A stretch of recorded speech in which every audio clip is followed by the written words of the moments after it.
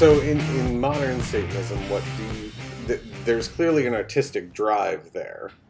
Uh, Yeah, I think always like it's kind of followed along with it. Yeah. I think it tends to in a lot of different cultures, Hmm. uh, or at least in the sense that that there's always this outgroup that wants to create provocative artwork that challenges societal norms. Yeah, and I think we're kind of springboarded maybe from the old occultists, Crowley and the guys that came up with a lot of the sigils and stuff like that. I think, yeah, I think they started dipping into more just like I don't know how seriously they all took it, and I think people would give you differing opinions on, if they all thought they were actually magical or not. But I don't believe anybody was, and so I think it was just a lot of their kind of interpretations, not only of just the artistic styles around them, but kind of the stories they read from the Malleus Maleficarum and all the I to be quite honest, I don't know what some of the like the inspirations behind a lot of those artists were, but I know that they seem to be inspired by kind of making people wonder and making people maybe question reality a little bit. Question reality, or question the official narrative, Yeah, kind of question like, or question how the narrative is told. Really, I think.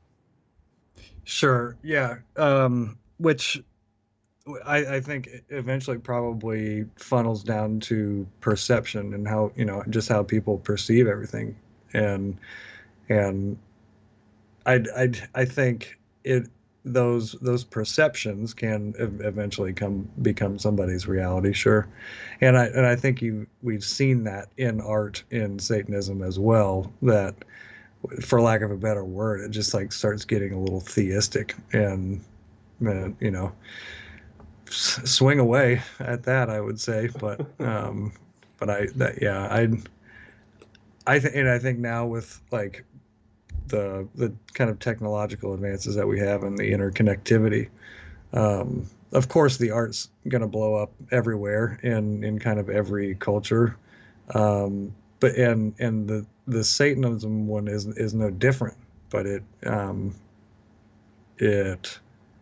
it has split off a lot of interesting different ways since I've been involved with it, or since I've been kind of like following it. And how long have you been following it?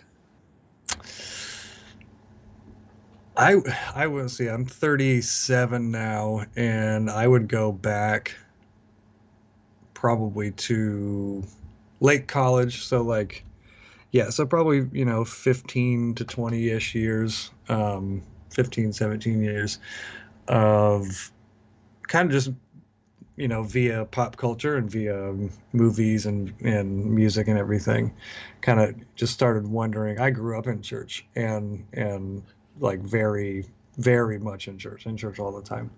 And so I didn't get a lot of a chance to listen to, anything that had to do with Satan. So that created the interest in me. So whoops, church. And then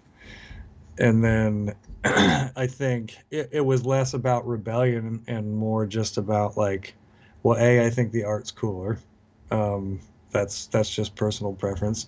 And then, but then I think a lot of the kind of just really meta ideals behind the intention of the art in general is kind of more in line with my mentality as well. And in terms of a historical through line of what I guess we would term satanic art, right? Where do you think satanic art starts historically, right? Historically, yeah, that would be a question very much up for debate, I think. I Um, feel like the more recent it gets, the easier it becomes to label. But once you get back, like, you know, Are we talking?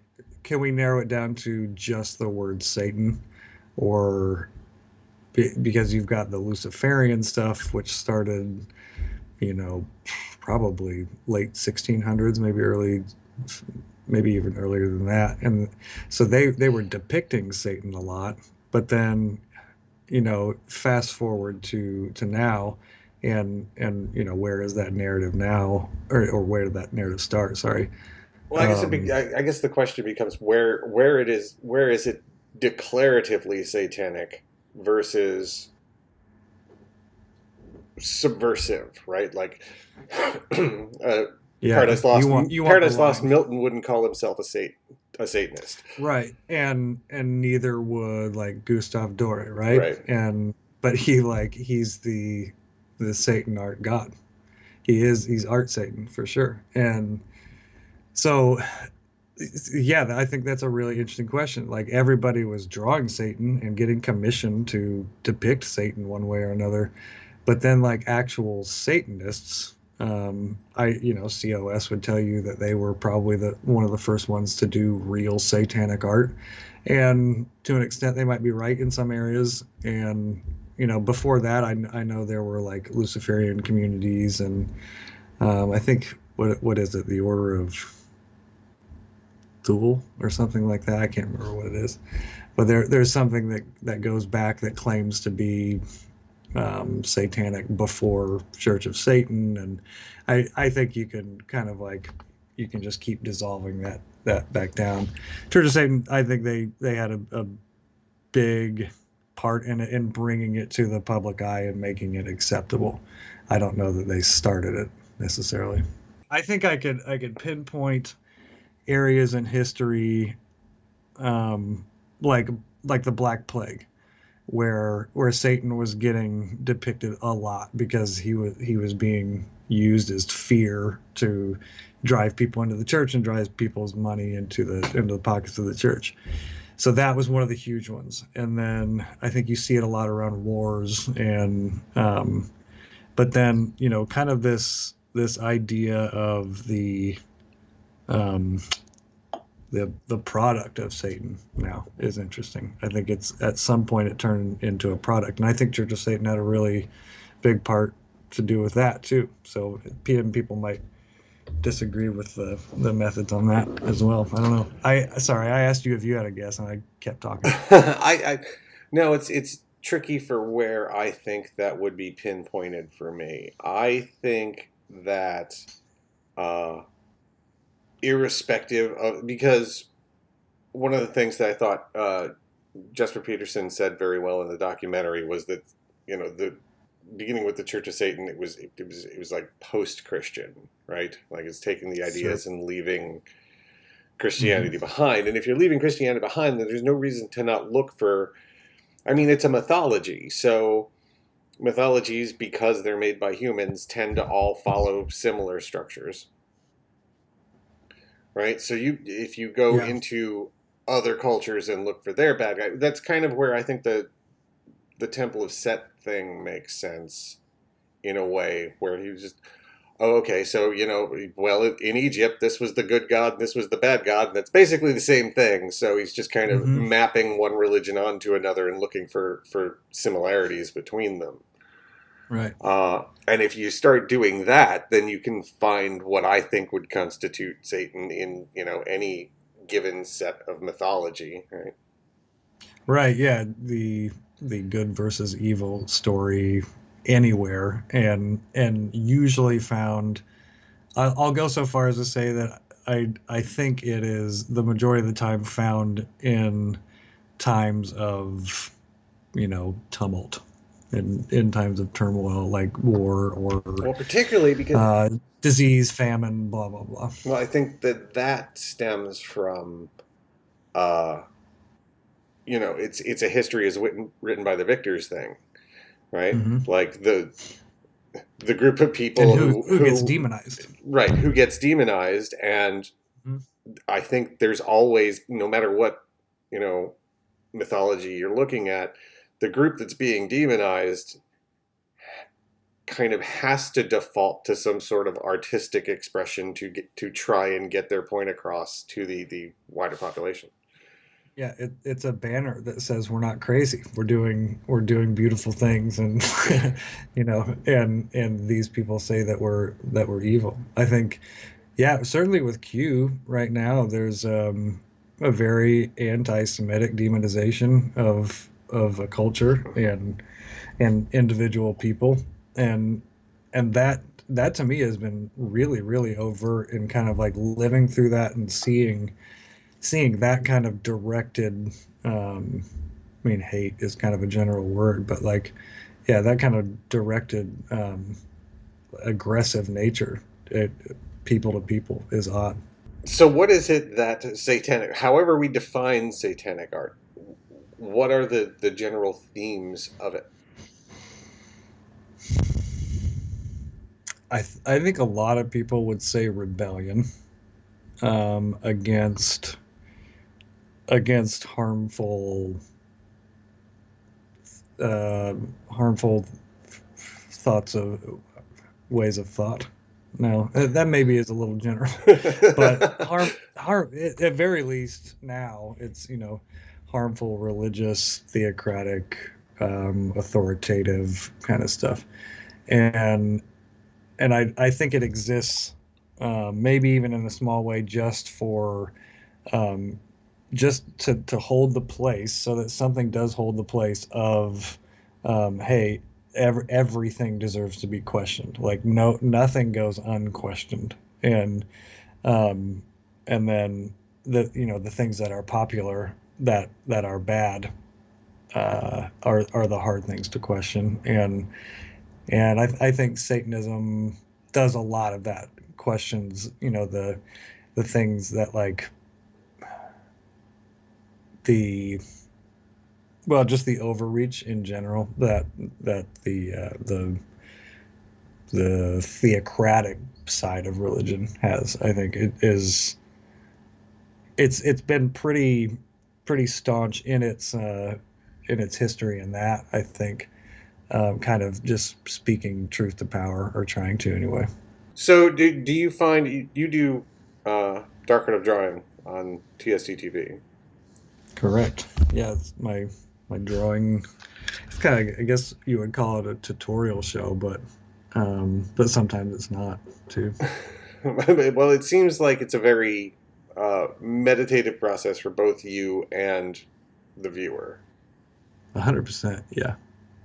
Yeah, I've had a few people kind of message and say that they either haven't, like, drawn in a long time, or that they were feeling unconfident about it, and just kind of drawing along, having something to follow.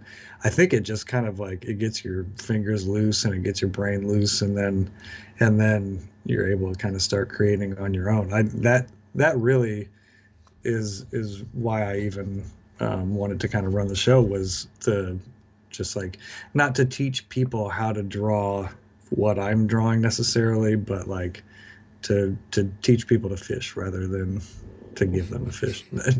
Draw a person a fish, and they'll eat for a day. Teach a person to draw a fish. Speak to what you hope that uh,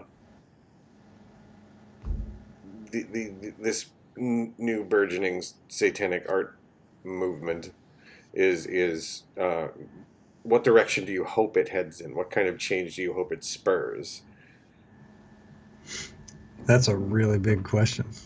I I think that the individuality, and the kind of, it's art is a bit of a one person sport when you break it down to it. Like, you do have to come up with your own art. to You can't jump into an artistic community without having art, right? So that's interesting, and Satanism itself being so individually focused. I think there's so much free room for everyone to kind of do the art that they want, and it doesn't seem so homogenized. Like I think a lot of I'll use Christianity as an example because I'm around it. I'm around Christian art more than anything else, but that ends up looking so homogenized to me, right? It ends all up looking just like country art or whatever. And I think Satanism is young in terms of like quote unquote artistic movement, um, but I think it kind of probably already started a while ago, and it's definitely getting a push now.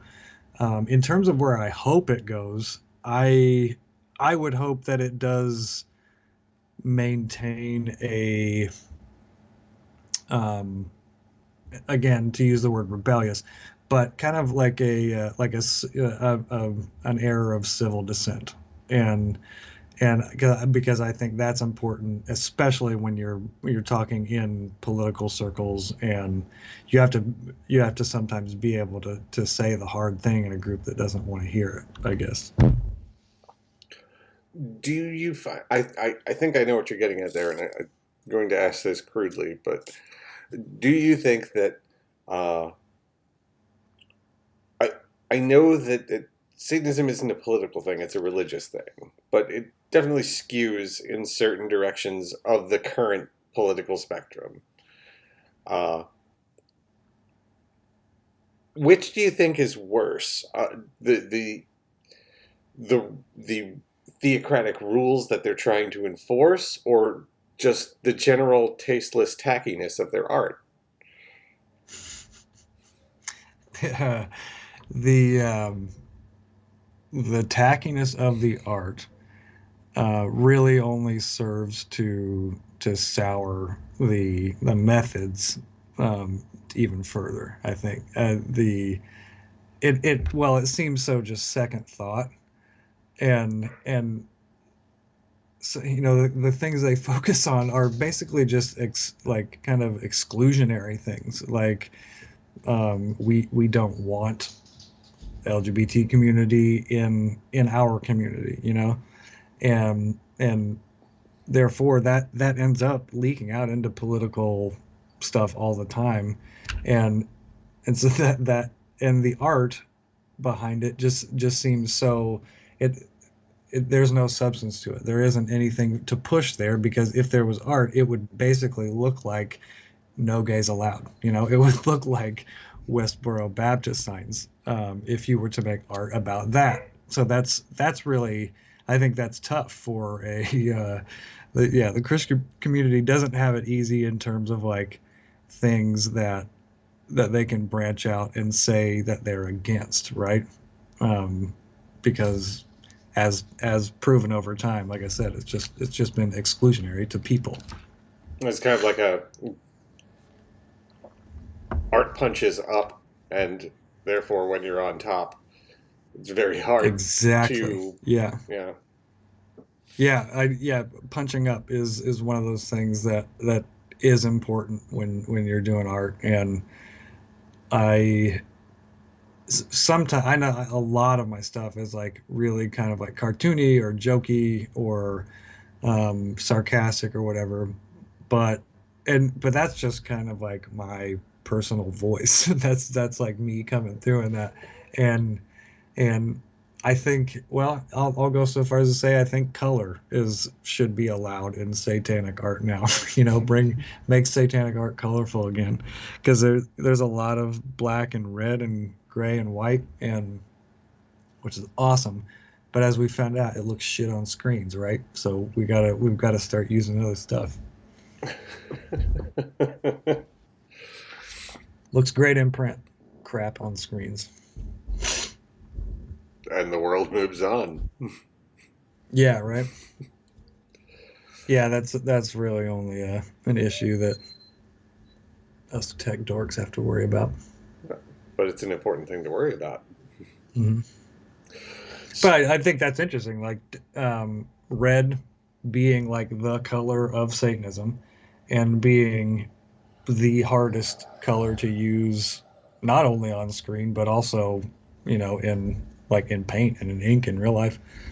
Um, that I don't know if that'll swing anything. I know it's made color decisions for me before that, like, well, if I post this, it's just going to look like shit, so I'm not going to make it red. That was the, the end deal. So I wonder if over a long enough time scale, that it'll move to a different color. Well, that's That would be that's interesting. part of the fascinating thing about art in general is because you have those scenarios where it's just like, okay, well, red's hard to work with on screen, and it makes things look weird. But there's always going to be the artist who says, "But I want it to look weird, and I'm going to use all the red I can." Like, Right, exactly. Just to spite the just technology. despite the people who say that it looks bad. Yeah.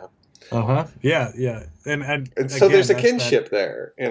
that's that individual nature of artists. There's always going to be the person that says, "I see you doing something, and I'm going to try to do the exact opposite, just because art's the answer for a lot of just people trying stuff."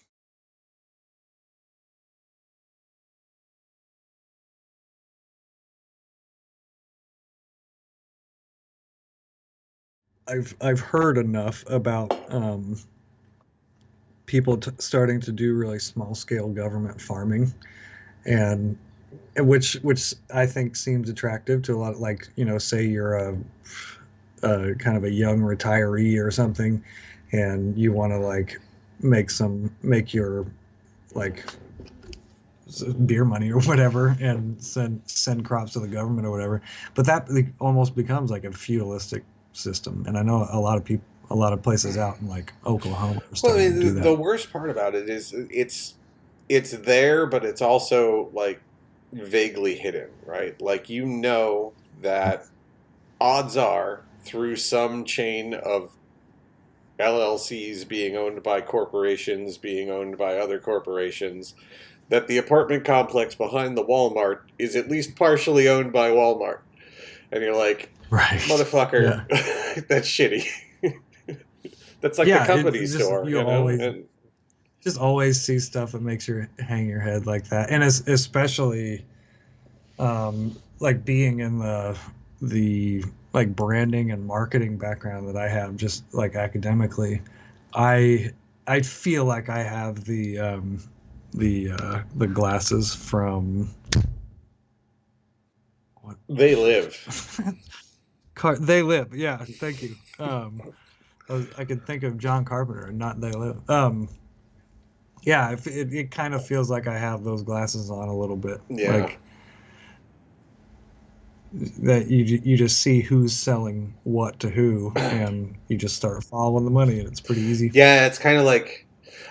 In fact, that's a very interesting point. I think there's definitely a very clear line between what's art and what's marketing. I think you're right.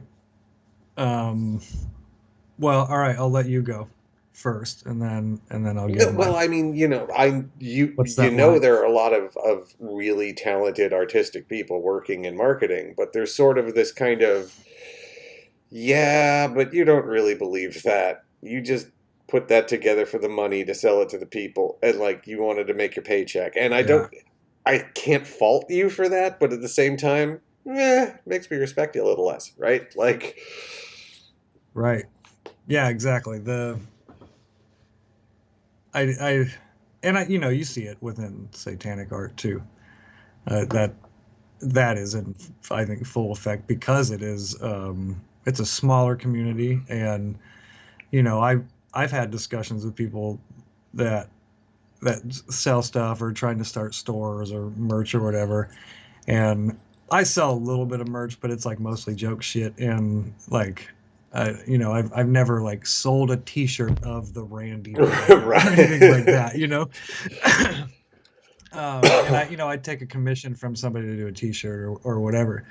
But that's all, to me, that's like really collaboratively focused. I really like to work with other people and just meet people and make art, I feel like the and fine like line of it see is where that like stuff goes. the fine line of it, especially now with the media landscape the way it is there's a lot of okay, look, I've got this YouTube channel that makes fuck all money, right? Like it doesn't, yeah, you know, $2, $3 per thousand views. I mean, come on, it's nothing, right? Right. So it's kind of like this ask you have to do to your audience where it's just like, look, I love making this show. I hate making shitty marketing t-shirts and stuff, but if y'all want to buy a t-shirt so I can keep doing the show, please buy a t-shirt, buy I a know. t-shirt, put it in your closet. You don't ever have to wear it. I don't care. Just buy the fucking t-shirt, so I can keep doing what I want to do. And that to me is where things get weird because, you know, then it becomes a I think you get a point for creating something to sell so that, and if you're being upfront about it, like, hey, I'm selling these t-shirts so that yeah, I it's just have time to it's keep writing and Patreon, keep but the math is easier on me, and it's not as right. but it's the same thing. Buy the T-shirt, or it's like a NPR pledge drive. Yeah, We're putting it's this no radio different. And out. Anyone can listen to it. Please buy a tote bag. It's the same thing.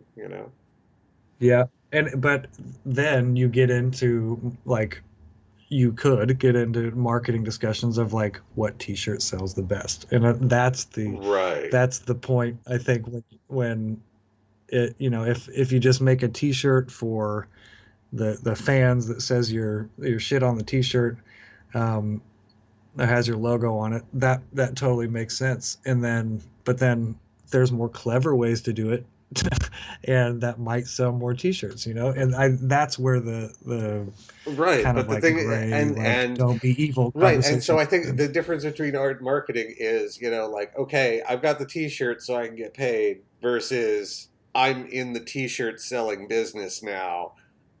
I'm not. I'm no longer an artist. I'm a T-shirt Yeah, salesperson, right? yeah, Like, that's where art goes to die sometimes. I mean, there and I'll say too, there are like super rad t-shirt companies, oh, sure, but everybody wants to have a t-shirt company, yeah. right? Well, that's was a line my one friend always said. It was just like the difference between selling out and cashing in usually has to do with how many zeros are on the left side of the decimal point.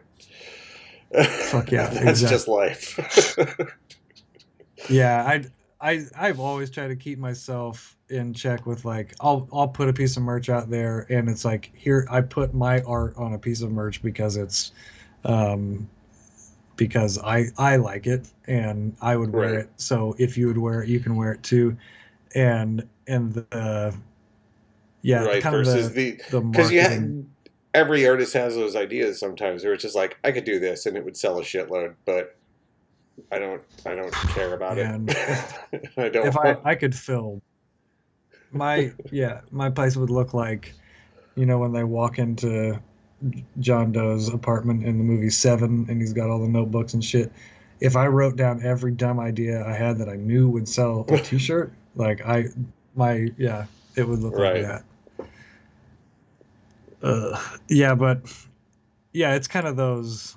Well, and I think Christian art does that terribly, and will just parody the shit out of everything, and you know, basically steal a brand to turn it into God, which to me is like iconoclasm a little bit in a much more complex way. But Jesus Christ, is that weird and tacky and like I don't know. Yeah, you just got like you've got the Gap logo, but except it says God. Like what the fuck is that accomplishing? It's weird.